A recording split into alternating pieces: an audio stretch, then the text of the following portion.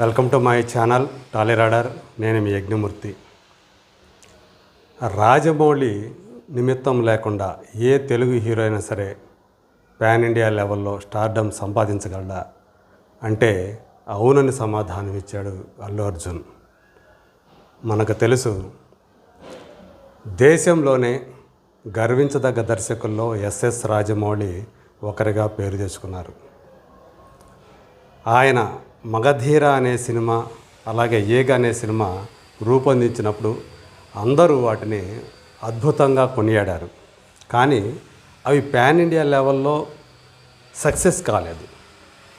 కానీ ఎప్పుడైతే ఆయన బాహుబలి సిరీస్ని రూపొందించారో రాజమౌళి పేరు దేశవ్యాప్తంగా మారుమోగిపోయింది. సో ఇతను కథ ఇలా కథ డైరెక్షన్ చేయాల్సింది, ఇతను కథ దర్శకుడు అని అందరూ కూడా దేశవ్యాప్తంగా ఉన్నవాళ్ళు, అంటే తెలుగు, తమిళ, కన్నడ, మలయాళ, హిందీ, ఒరియా, మరాఠీ, భోజపురి, ఇట్లా బెంగాలీ, ఇలాంటి తేడాలు ఏమీ లేకుండా విజన్ ఉన్నటువంటి దర్శకుడుగా, అంటే కేవలం తెలుగు ప్రేక్షకులను మాత్రమే కాకుండా భాషతో నిమిత్తం లేకుండా అందరినీ ఎంటర్టైన్ చేయగల దర్శకుడిగా రాజమౌళి పేరు ప్రఖ్యాతులు సంపాదించాడు. ఆ బాహుబలి సిరీస్ తోటి Prabhas pan India super star అయ్యాడు. దేశంలోనే మొట్టమొదటి అసలు సిసలైనటువంటి పాన్ ఇండియా స్టార్గా ప్రభాస్ని కొనియాడారు అందరూ. అంతకుముందు అనేక మంది బాలీవుడ్ యాక్టర్స్ ఉన్నారు, కానీ వాళ్ళెవరూ కూడా దేశవ్యాప్తంగా ఆ స్థాయిలో సక్సెస్లు సాధించలేదు. అమితాబ్ బచ్చన్, షారుఖ్ ఖాన్, సల్మాన్ ఖాన్, ఆమిర్ ఖాన్, అక్షయ్ కుమార్, అజయ్ దేవగన్, అలాగే గతంలో అనేక మంది సూపర్ స్టార్లు రాజేష్ ఖన్నా కానివ్వండి, దిలీప్ కుమార్ కానివ్వండి, జాకీ షరాఫ్, అనిల్ కపూర్, సన్నీ డియోల్, ధర్మేంద్ర, ఇలాంటి వాళ్ళు ఎంతోమంది ఉండవచ్చు. కానీ పాన్ ఇండియా స్థాయిలో అందరినీ అలరించినటువంటి మొట్టమొదటి స్టార్గా ప్రభాస్ అవతరించాడు. ఆ తర్వాత అదే రాజమౌళి రూపొందించినటువంటి RRR సినిమా రామ్ చరణ్కి అలాగే జూనియర్ ఎన్టీఆర్కి గ్లోబల్ స్టార్ ఇమేజ్ని తీసుకొచ్చి పెట్టింది.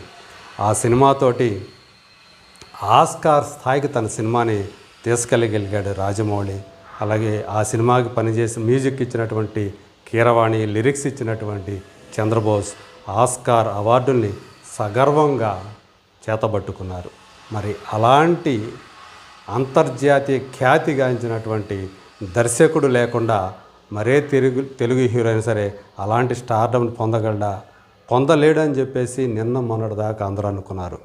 కానీ పుష్ప సినిమా ఎప్పుడైతే హిందీ బెల్ట్లో, ఆ డబ్బింగ్ వెర్షన్ హిందీ బెల్ట్లో సూపర్ సక్సెస్ అయిందో అందరికీ, అంటే అందులో ఇన్వాల్వ్ అయినటువంటి డిస్ట్రిబ్యూటర్కి కానీ ఎగ్జిబిటర్లకు కానీ, సో అందరికీ కూడా ఆ సినిమా విపరీతమైనటువంటి లాభాలు తీసుకురావడంతో పుష్ప 2 సినిమా మీద అంచనాలు అంబరాన్ని చుమ్మించాయని చెప్పేసి మనం చెప్పుకోవచ్చు. మరి దాన్ని కూడా అందుకొని ఏవైతే అంచనాలు ఉన్నాయో వాటికి మించిపోయి పుష్ప 2 సక్సెస్ అవటం మనం చూసాం. సో ఏకంగా బాహుబలి 2 రికార్డుల్ని చెరిపేసే స్థాయి దాకా పుష్ప 2 వెళ్ళటం అనేది నిజంగా ఒక అమేజింగ్ అచీవ్మెంట్ అని చెప్పాలి. దాన్ని సాధించిన వాడు అల్లు అర్జున్. సో ఇక్కడ రాజమౌళి సినిమాల్లో రాజమౌళి హీరో అన్నంత పేరు వస్తూ ఉంది. అంటే మొదట ఆయన సృష్టించినటువంటి ఆ సినిమాలు కాబట్టి అదంతా కూడా ఆయన సినిమాటిక్ వరల్డ్గా అందరూ కూడా గుర్తిస్తారు. ఆ తర్వాతే ఆ సినిమా కథానాయకుడికి పేరు వస్తుందనేటువంటి ఇప్పటి వరకు కూడా ఆ పేరు అయితే అలాగే ఉంది.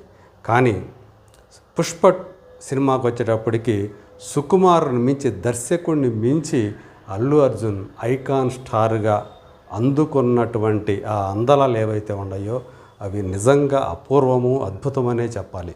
సో ఇక్కడికి వచ్చేటప్పటికి పుష్ప 2 అందులో చేసినటువంటి పుష్పరాజ్ క్యారెక్టర్, అతని ఆ మేనరిజమ్స్ కానివ్వండి, అలాగే అతని ఆ హావభావాలు, అలాగే యాక్షన్ సీన్స్ని అతను చేసినటువంటి తీరు అందరికి కూడా, అంటే కేవలం తెలుగు బెల్ట్లోనే కాకుండా హిందీ బెల్ట్లో అది కూడా మాస్ పాకెట్స్లో అతను చొచ్చుకుపోయిన విధానం మాత్రం నిజంగా ఒక కేస్ స్టడీ అని చెప్పేసి చాలామంది విశ్లేషకులు, పరిశోధకులు భావిస్తూ ఉన్నారు. మరి ఆ సినిమా సంబంధించి పుష్ప 2లో హైదరాబాద్లో జరిగినటువంటి దుర్ఘటన ఏదైతే ఉందో సంధ్యా థియేటర్లో, అది మాత్రం అందరినీ కలిచివేసినటువంటి విషయంగా చెప్పాలి. సో అందులో అల్లు అర్జున్ని బాధ్యుణ్ణి చేస్తూ ఆయన అరెస్టు చేసి అలాగే ఒక రాత్రి జైల్లో పెట్టినప్పుడు మొత్తం యావత్ చిత్రసీమ, దేశంలో ఉన్నటువంటి చిత్రసీమ, అలాగే సినీ ప్రియులు, అల్లు అర్జున్ అభిమానులు అందరూ కూడా షాక్కు గురయ్యారు. తెలుగు చిత్రసీమ అయితే బిత్తరపోయిందని చెప్పాలి.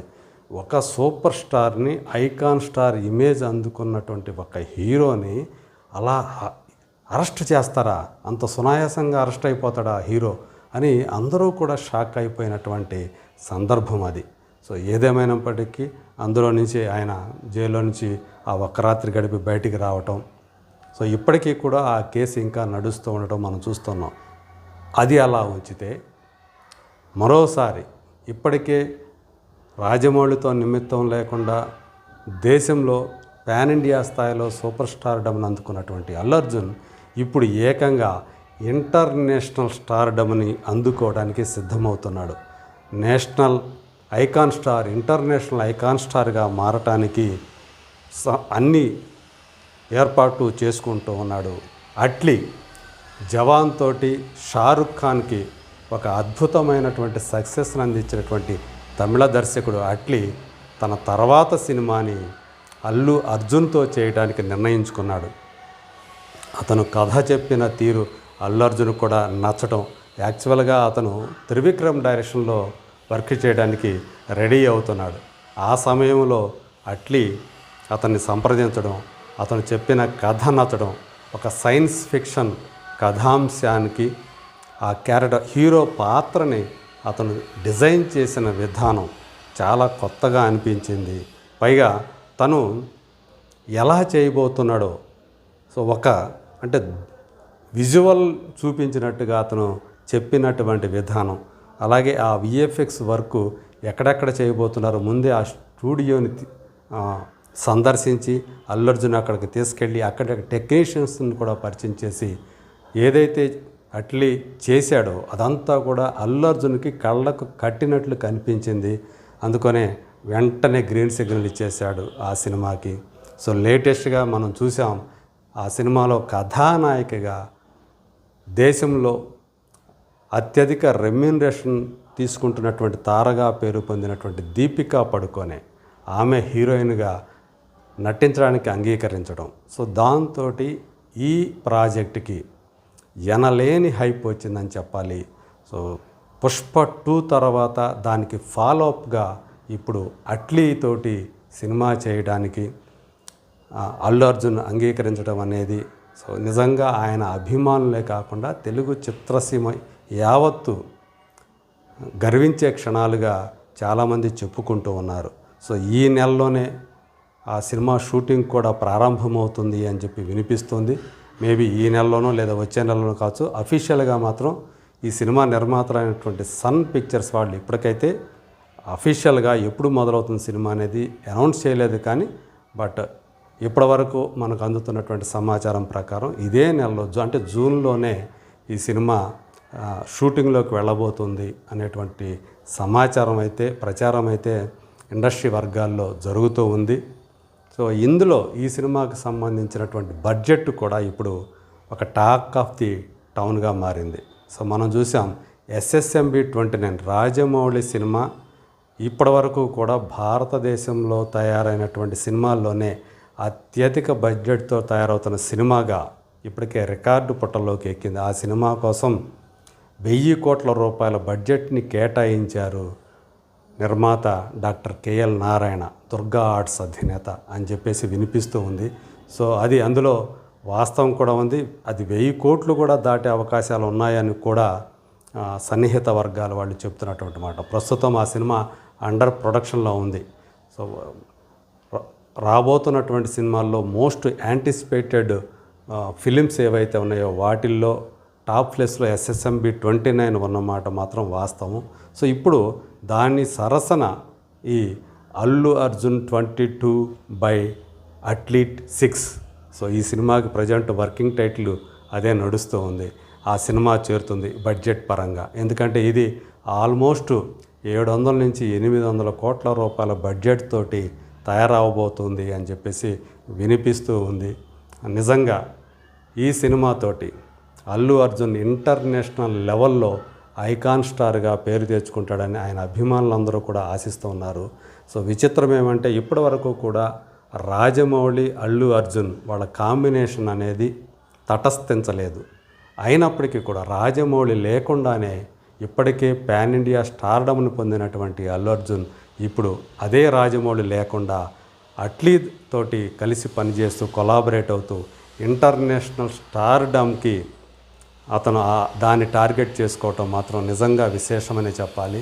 సో ఎక్కువ మంది అయితే అత్యధిక శాతం మంది ఆయన అభిమానులు కానివ్వండి, అలాగే సినిమా ప్రియులు, ఇండస్ట్రీ వర్గాల వాళ్ళు ఖచ్చితంగా Allu Arjun Atlee combination cinema box office వద్ద, అది కూడా దేశంలో కాదు, పాన్ ఇండియా బాక్స్ ఆఫీస్ కాదు, ఇంటర్నేషనల్ బాక్స్ ఆఫీస్ వద్ద వండర్స్ సృష్టించి అతన్ని నిజంగానే ఇంటర్నేషనల్ ఐకాన్ స్టార్గా నిలుపుతుందని చెప్పేసి నమ్ముతూ ఉన్నారు. మరి రాబోయే రోజుల్లో ఈ సినిమా నిజంగా అలాంటి వండర్స్ క్రియేట్ చేస్తుందా లేదా, అలాగే దీపికా పడుకోన్ తోటి అతని on screen, Allu Arjun on screen chemistry ఎలా ఉంటుందో చూడాలని కూడా చాలామంది ఆశపడుతున్నారు. ఎందుకంటే అల్లు అర్జున్ హైట్కి దీపికా పడుకోనే హైట్కి మ్యాచ్ అవుతుందా? ఎందుకంటే మనకు తెలుసు అంత పొడగరే కాదు అల్లు అర్జున్. సో అయినప్పటికీ కూడా తన కరిష్మాతోటే, సో అతను తన పర్ఫార్మెన్స్ తోటే ఇప్పుడున్న స్థాయికి వచ్చాడు. మరి దీపికా పడుకోనే ఆమె పొడగరి కళ్ళ సుందరిగా పేరు తెచ్చుకున్నటువంటి ఆమె, మరి వీళ్ళిద్దరి కాంబినేషన్ తెర మీద ఎలా ఉంటుంది? నిజంగా అభిమానుల ఆశలకు అనుగుణంగానే వాళ్ళ మధ్య కెమిస్ట్రీ రాణిస్తుందా లేదా? Let us wait and see.